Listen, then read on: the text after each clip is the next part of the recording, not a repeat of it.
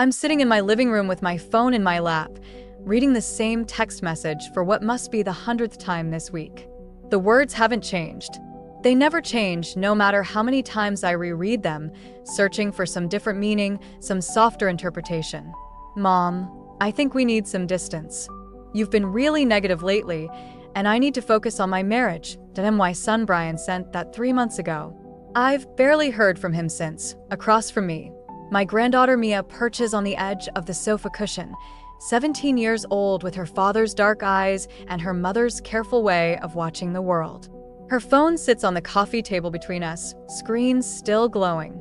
I can see the screenshots she just showed me, rows and rows of them. Evidence of something I still can't quite process. My hand trembles slightly as I set my own phone down beside hers. Grandma, Mia says quietly. What are you going to do? I look at her phone again. The messages there, messages supposedly from me to Brian, words I never wrote, sentiments I never expressed, complaints about his wife Lauren, criticisms of his marriage, demands that he choose between us. All sent from my number over the past 6 months, except I didn't send them, Lauren did. And the responses, the cold, distant texts I received from Brian's number, the ones that shattered me a little more each time, those weren't from Brian either. Lauren sent those too, from his phone, while my son thought I'd turn my back on him. 6 months.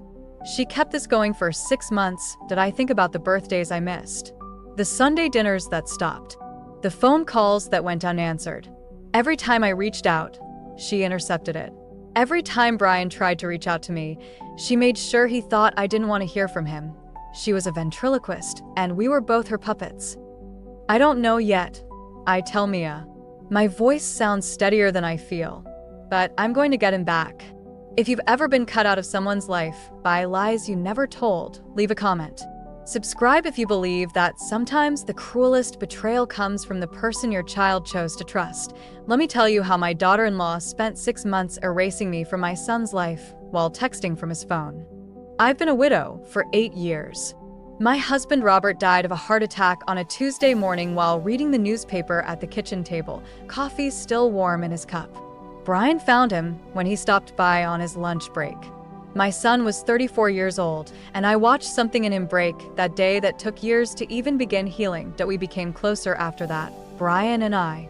Not in an unhealthy way, not codependent or strange, just closer. Sunday dinners became sacred. Phone calls every few days to check in. He'd stop by after work, sometimes just to sit in the kitchen and talk while I made tea. His first marriage to Jennifer was already struggling by then, and when they divorced 2 years later, I made sure he knew the split didn't change my relationship with her or with Mia. Jennifer is a good woman. The marriage simply didn't work, and they were mature enough to recognize it. Mia was 7 when her parents separated. I saw her every week, maintained my place in her life. Jennifer never weaponized me or turned me into a bargaining chip. We had Sunday dinners at my house, sometimes Brian, sometimes Jennifer, sometimes both of them together for Mia's sake. It was civilized. It was kind. For 5 years. This was our rhythm. Brian dated occasionally, nothing serious. He focused on his career in pharmaceutical sales, on being a good father, on healing. I watched my son become himself again, slowly. The weight of his failed marriage lifting degree by degree. Then he met Lauren at a work conference in Boston.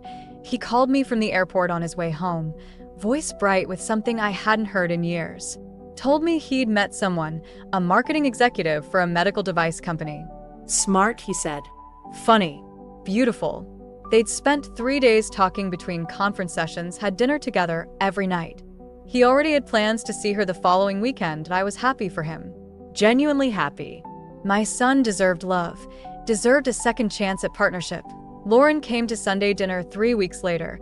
She arrived carrying wine and flowers, which immediately charmed me. She was lovely, early 40s, polished in that particular way of women who've learned to dress for boardrooms. Excellent posture, good eye contact. She asked thoughtful questions about my career as a librarian, about the house, about how long I'd lived in the neighborhood. When I showed her photos from Brian's childhood, she studied each one carefully, asking about the stories behind them. He was such a serious little boy, she said, smiling at a picture of 8-year-old Brian scowling at the camera in his Little League uniform. When did he learn to loosen up? There was something in the way she said it, affectionate but slightly dismissive, as though Brian's childhood self was somehow deficient. I brushed it off. New relationships make people perform slightly exaggerated versions of themselves. She was particularly interested in family history. Asked about Robert's career, about the house, about whether I had siblings. Normal getting-to-know-you questions. When I mentioned I'd recently updated my will, routine estate planning with my lawyer, Lauren's attention sharpened just slightly. She asked careful questions about whether that was complicated, whether I'd worked with anyone local to AT the time. I thought she was just making conversation. She took photos of the family albums I'd pulled out. Said she wanted Brian to have copies of pictures from before they met, that she thought it was important to honor his history. I thought that was sweet. Thoughtful. Even when they left that evening, Brian hugged me in the doorway and whispered that he thought Lauren was the one. 6 months later, they were engaged. For months after that, married. The wedding was small, immediate family only. Lauren's parents were deceased, and she claimed to have no close friends she wanted to invite. Said she'd moved around too much for work to maintain deep friendships. I found that a little sad, but plenty of people are like that. Brian seemed happy. That was what mattered. For the first few months of the marriage, everything seemed fine. Sunday dinners continued, though less frequently. Lauren often had work commitments that conflicted, and Brian started coming alone or suggesting we reschedule. When Lauren did attend, she was pleasant but slightly distant, always on her phone. Always needing to step outside for work calls to I noticed small things. The way Lauren would touch Brian's arm and say she thought he seemed tired when he'd been laughing and animated moments before. How she'd mention his stress level, his demanding job, the pressure he was under, even when Brian seemed relaxed. Little comments about family obligations adding to his burden. "You're so good to visit your mom every week," she said once, her tone suggesting this was admirable, but perhaps excessive. Not everyone is that dedicated.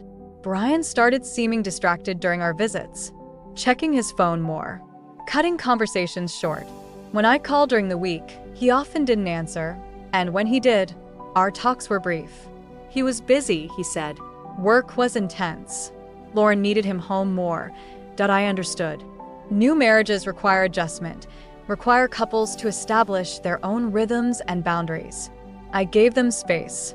I didn't want to be the hovering mother-in-law, the one who couldn't let her son have his own life, and my birthday came 4 months into their marriage. Brian had never missed my birthday, not once in 43 years. The day came and went. No call, no text, no card. That I waited 3 days before texting him. Kept it light, casual.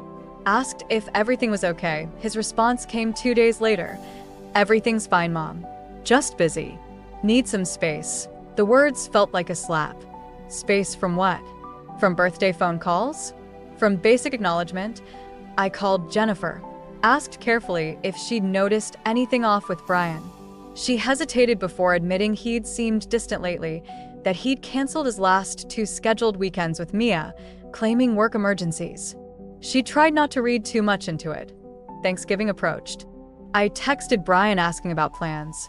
No response. I called. Voicemail. I tried again 2 days before the holiday. Finally, a text back. "Mom, I think we need some distance. You've been really negative lately, and I need to focus on my marriage." That I sat in my kitchen reading that message over and over. Negative about what? I hadn't said anything negative. Hadn't criticized his marriage or his wife. Hadn't demanded anything of him. I'd been giving him exactly what he seemed to want. Spaced, I texted back immediately, asking what I'd done, begging him to help me understand. No response. Days passed. Then a week. Then 2. Christmas came. I spent it alone. The silence stretched into January, then February. 6 weeks of nothing. I existed in a strange state of grief, mourning someone who was still alive, who had simply decided I no longer fit into his life. I kept replaying our last real conversation, searching for the moment I'd said something wrong, crossed some invisible line. I came up empty every time. Jennifer invited me to Thanksgiving at her house. Mia would be there, she said, and I was always welcome. I went, grateful not to spend another holiday alone. Mia hugged me fiercely when I arrived, 13 years old and perceptive enough to sense something was wrong even if no one had explained it to her. During dinner, I asked Jennifer carefully if she'd heard from Brian lately. She gave me an odd look, then pulled out her phone and showed me a text from Brian's number, sent 3 weeks earlier. He told her I needed a break from family stuff. Too much drama. Wanted to be left alone for a while. I stared at the message. I'd never said anything like that. I'd been trying to reach Brian for weeks. He was the one who wouldn't respond. Jennifer studied my face, trying to determine if I was lying or confused. Her phone showed evidence that contradicted my words. I could see her struggling to decide who to believe. I went home that night and pulled up every text exchange I'd had with Brian over the past 3 months. Nothing I'd sent suggested I wanted distance from anyone.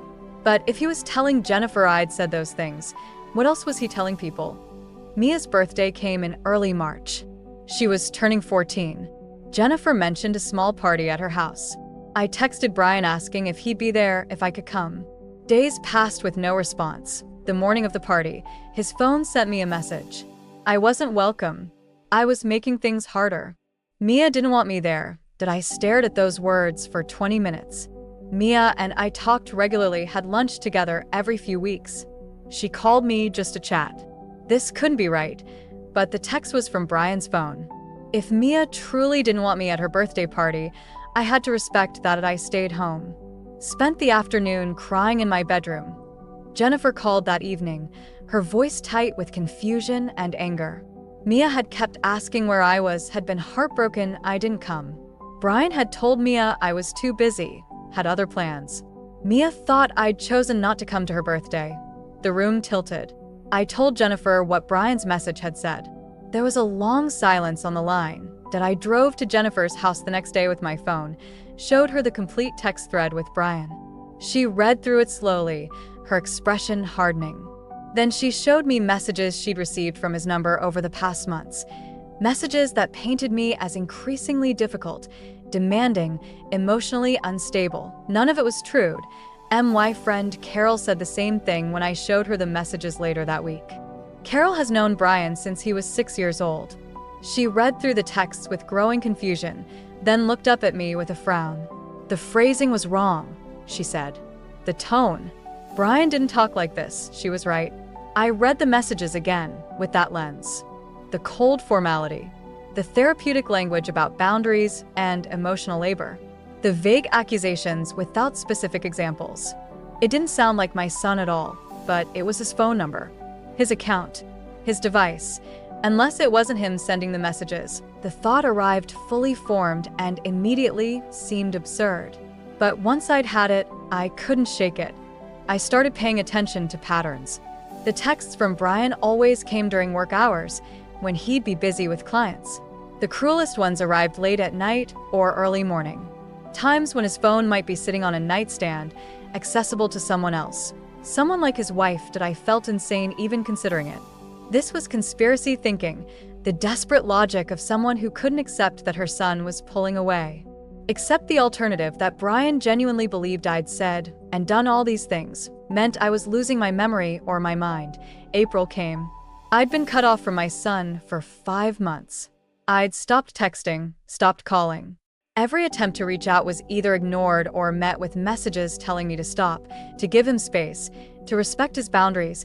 I was sitting in my living room on a Wednesday afternoon when my phone buzzed with an Instagram message. The message was from Mia asking if we could meet, just the two of us. Without telling her father my heart started racing. I responded immediately, asking if she was okay. She wanted to meet at the coffee shop near her school the next day at 4. Said it was important. I barely slept that night. I arrived 15 minutes early, ordered tea I didn't drink, and watched the door.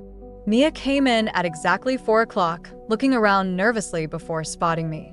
She slid into the booth across from me and immediately pulled out her phone, asking me to stay calm about what she was going to show me. Her hands were shaking. She turned her phone toward me. The screen showed a photo of Lauren sitting on Brian's couch, Brian's phone in her hands, Lauren's thumbs moving across the keyboard. I could see my name at the top of the screen, a text conversation between Brian and me. Mia had taken the photo at Christmas. Brian had been in the shower. She'd come downstairs for water and saw Lauren sitting there with his phone. Lauren hadn't heard her. Mia watched her type an entire message to me, pretending to be Brian. The coffee shop noise receded to a distant hum. Mia started swiping through more screenshots. After seeing Lauren with Brian's phone, she'd waited until the phone was unlocked and photographed everything. Messages I'd supposedly sent to Brian that I'd never written. Text to Jennifer claiming I'd said Lauren was trashy and unsuitable. Messages to Brian's work friends saying I thought Brian was making a mistake with his marriage. Voicemail logs showing calls from my number at times I'd never called. And responses from Brian that were actually from Lauren, creating entire fictional conversations. She'd been doing this for months. Since October, maybe earlier, Mia explained quietly that Lauren talked about money constantly. About my house. About Brian's inheritance. She'd asked Mia once when she thought I might pass away, as though it were a normal question to ask a teenager about her grandmother. The room felt cold. I looked at my 17-year-old granddaughter, this child who'd uncovered something monstrous, and felt simultaneously grateful and terrified. Mia hadn't told her father yet. She didn't know what to do. If she told Brian, he might not believe her. He really loved Lauren. And Lauren had spent months building a narrative that I was the problem. That I looked at the screenshots again, my vision blurring. 6 months. Lauren had spent 6 months systematically erasing me from my son's life, and she'd done it so carefully, so completely, that Brian had no idea he was being manipulated. Every missed holiday, every unanswered call, every moment I'd spent thinking my son didn't love me anymore, all of it orchestrated by a woman who wanted me gone. Mia asked what we were going to do, I didn't have an answer yet. But I was going to get my son back. I sat with Mia in that coffee shop for 2 hours, going through screenshots methodically. My hands shook. My tea went cold. 6 months of grief recontextualized itself into something harder and sharper. Every sleepless night, every holiday spent alone, every unanswered prayer, all manufactured by a woman who saw me as an obstacle. Mia explained what she'd observed. Lauren talked about money constantly, asked Brian about my house, property values, his role as executor of my estate. She'd asked Mia when she thought I might pass away, then laughed it off as morbid curiosity. The pieces fell into place. Brian was my executor, joint beneficiary with Mia of everything I had. My house alone was worth nearly $1 million. I had Robert's life insurance and investments, retirement accounts, savings. Lauren had married Brian expecting inheritance, but I'm 71 and healthy. I walk 3 miles daily. My doctor says I have the blood pressure of a woman 20 years younger. I could live another 15 or 20 years. Lauren didn't want to wait. So she'd started removing me from the picture by isolating Brian completely, severing our relationship, ensuring that when I eventually died there would be no close bond to mourn, just relief. My first instinct was to call Brian immediately. Send screenshots, expose Lauren, force him to see. But Mia grabbed my hand, told me to wait, to think carefully. She was right. Lauren had spent 6 months building a narrative that I was the problem, demanding, negative, possibly unstable. If I came at Brian aggressively, it would play into her story. I would look exactly like the difficult mother she'd painted. Brian was completely under Lauren's influence. His entire understanding of 6 months was built on her lies. If I confronted him now, he might not believe me, might think I'd faked screenshots, could push him further away forever. Mia had watched them at Christmas. Brian seemed exhausted, diminished. Lauren controlled everything, his schedule, his phone, who he talked to. Mia heard Brian mention missing me once. Lauren shut it down immediately, reminding him how I supposedly got, suggesting they not ruin the holiday. Brian dropped it. That's when I understood how complete Lauren's control was. She'd isolated Brian so thoroughly, he'd stopped trusting his own instincts about his own mother. I asked Mia what she thought I should do. She said whatever it was had to be strategic. Brian needed to discover truth himself. If he felt backed into a corner, forced to choose, he'd choose Lauren. That's what people do when attacked. They protect what's threatened. I sat there watching my 17-year-old granddaughter think through manipulation tactics with sophistication no teenager should need, and felt rage burn through my chest. But rage wouldn't help. Rage would make me sloppy, that I needed to be smarter than Lauren. More patient. The question was how to create cracks in her narrative without seeming like an attack. How to get evidence to Brian without triggering his defenses that I couldn't go directly to Brian. Too risky. But I could start documenting everything from now on. Every message sent, every attempt to reach out, every response received. Creating a paper trail showing my actual behavior versus Lauren's claims, I asked Mia if she could keep watching, keep documenting anything suspicious. She nodded immediately. I decided to change how I responded to fake messages from Brian's phone. Instead of emotional pleas, simple, factual, loving statements. Creating a record of measured, reasonable attempts that contradicted Lauren's narrative of me as demanding and unstable. The risk was enormous. What if Brian never saw truth? What if Lauren's manipulation was so complete evidence didn't matter? What if I lost my son permanently anyway? Mia waited for me to decide. This child brave enough to document what she saw, to bring me proof even though it meant acknowledging her stepmother was cruel. I told her we'd be patient. Strategic. Document everything and wait for the right moment.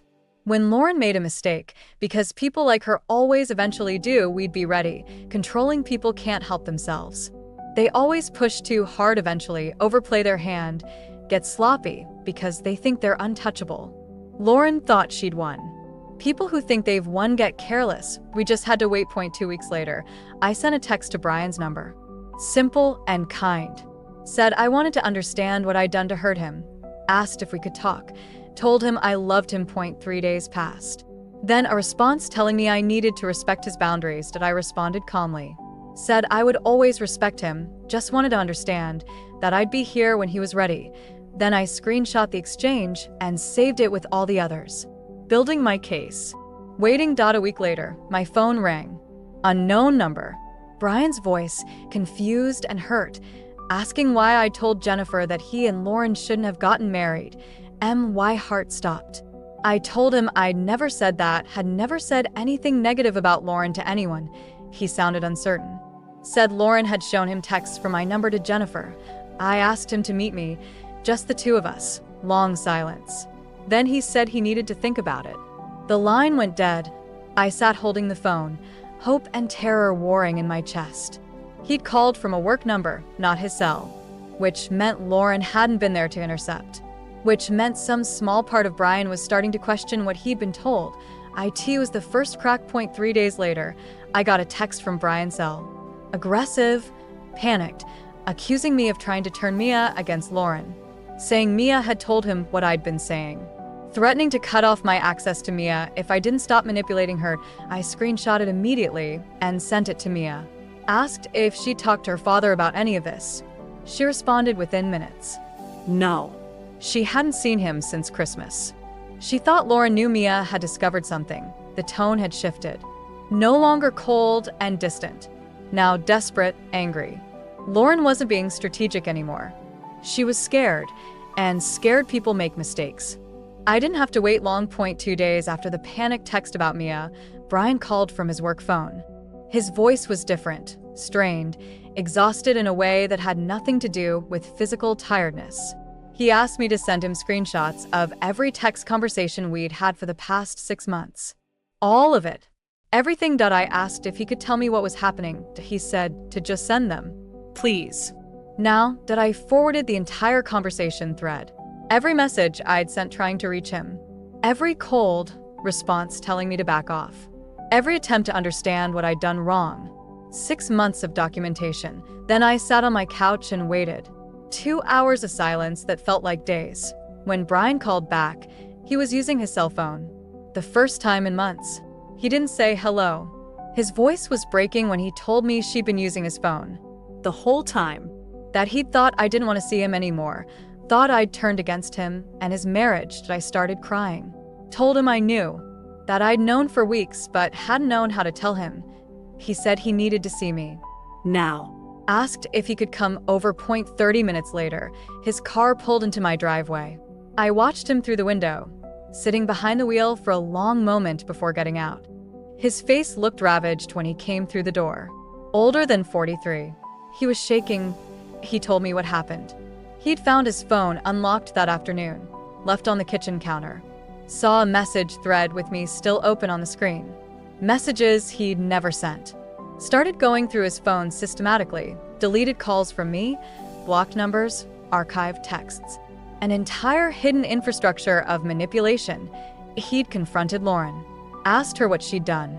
She tried saying she was protecting him from my toxicity, that I was manipulating him, and she was just managing the situation.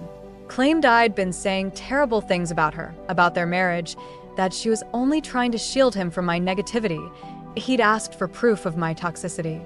Any evidence at all. Texts, emails, voicemails, anything I'd actually said or done that justified what she'd done. She couldn't provide any.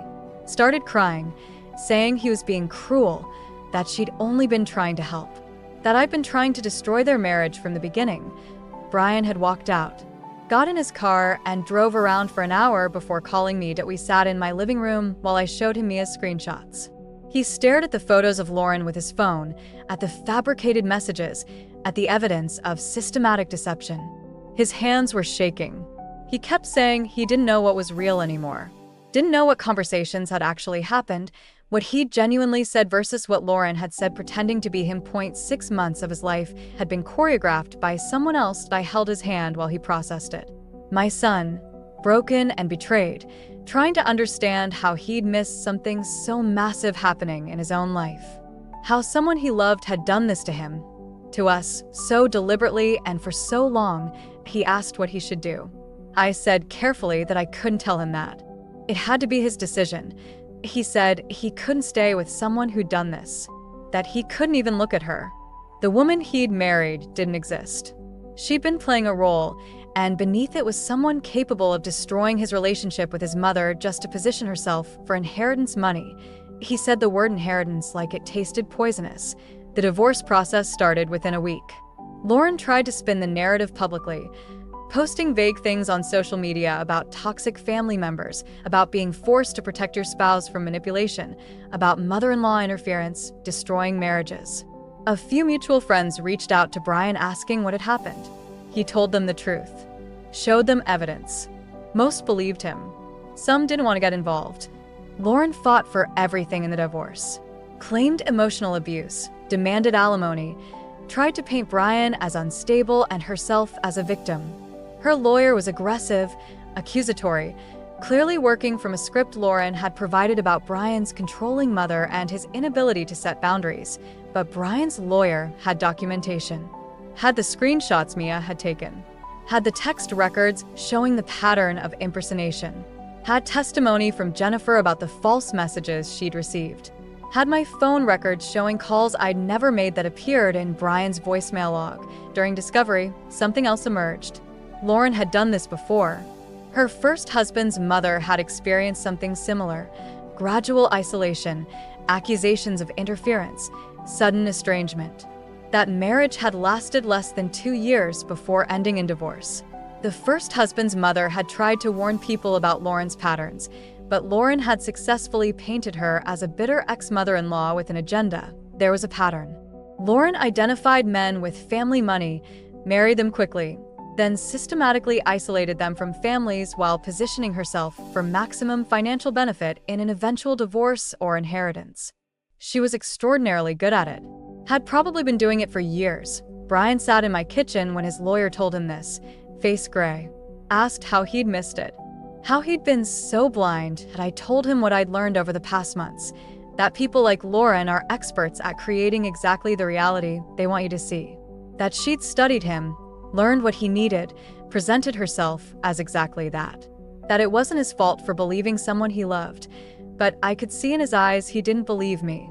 Would probably spend years not believing me, wondering what he'd missed, how he'd been so easily manipulated. The divorce finalized 4 months after he walked out. Lauren got some money, her lawyer was skilled, and Brian just wanted it over with. But she didn't get what she'd been positioning for. Didn't get long-term alimony, didn't get access to his inheritance rights, didn't get to maintain any connection to our family. Brian moved into a small apartment downtown, started therapy, stopped talking about dating or relationships, threw himself into work and into rebuilding his relationship with Mia, who'd been collateral damage in Lauren's scheme, and slowly, carefully, he started rebuilding his relationship with me. 3 months after the divorce finalized, Brian started coming to Sunday dinners again. The first time he showed up, he stood on the porch for a moment before knocking, like he wasn't sure he was still welcome. Like 6 months of manufactured estrangement had made him forget this house had always been his home. I opened the door before he could knock and pulled him inside. We didn't talk about Lauren that first dinner. Talked about work, about Mia's art project, about the squirrels in my attic. Normal things. Safe things. The foundation we needed to rebuild on. He comes every Sunday now. Sometimes Mia joins us, sometimes just the two of us. We're finding our rhythm again, but it's different. There's carefulness to how Brian talks about his life. Like, he's constantly checking whether he's being manipulated. He second-guesses himself, questions his judgment. Lauren took more than 6 months. She took his confidence in his ability to see people clearly. He's in therapy twice a week. His therapist says what Lauren did is psychological abuse, coercive control through isolation and information manipulation. That it will take time to trust himself again. That the fact he figured it out at all is significant because many people never do. That I asked him once what made him finally look at his phone that day. He'd been thinking about me all morning, feeling guilty, had decided to call during lunch. Picked up his phone and saw the message thread with me still open. Saw words he knew he hadn't written. One moment of inattention from Lauren. One unlocked phone. That's all it took to unravel 6 months of lies. During divorce discovery, we learned about Lauren's history. She'd been married twice before, both marriages lasting under 3 years, both ending with the husband's family estranged and confused. Her second husband's mother had tried to warn Brian before the wedding, sent an email through mutual connections. Lauren intercepted it, deleted it, told Brian his email had been hacked by someone trying to sabotage their relationship. He believed her. Why wouldn't he? The alternative seemed absurd, but that's exactly what she was. Jennifer joins Sunday dinners sometimes now. She and Brian have a better co-parenting relationship than before Lauren, bonded by the shared experience of nearly losing Mia. Jennifer told me once she feels guilty for doubting me, for believing the fake texts. I told her Lauren was a professional, but Jennifer still feels guilty. Brian does too. Mia turned 18 last month. Small party at my house. Me, Brian, Jennifer, a few school friends. Mia pulled me aside while cleaning up and thanked me for not giving up, for being patient instead of forcing a confrontation that would have pushed Brian away. I told her she was the brave one. That without her documentation, I might have lost Brian forever. Brian still lives in his apartment downtown. Says he's not ready to think about buying a house, building something permanent. He dates occasionally, but nothing serious. Told me once he's terrified of missing red flags again. His therapist says that's normal, will get easier with time. I hope that's true. The house feels different now. Fuller. Brian stops by during the week sometimes just to sit in the kitchen and talk while I make tea. The way he used to after Robert died. The way we were before Lauren, but we're not exactly who we were before. We're people who know now how easily connection can be severed. How someone with enough patience and malice can rewrite reality itself. We're more careful now. More vigilant. Brian checks his phone obsessively. I screenshot important conversations. We're people who learned that love isn't always enough to protect you. That family can be stolen through nothing more than deleted messages and fabricated texts. Lauren is gone from our lives, but not from our thoughts. She's the ghost at every dinner, the unspoken name in every conversation about Brian's future. The cautionary tale that made us all more suspicious, more guarded. I suppose that's the real cost. Not just the 6 months she stole, but the permanent alteration of how we move through the world. But we survived. We're together. And some nights, when Brian is laughing at my table with Mia beside him, I catch glimpses of who he used to be. Who he might be again someday. That has to be enough.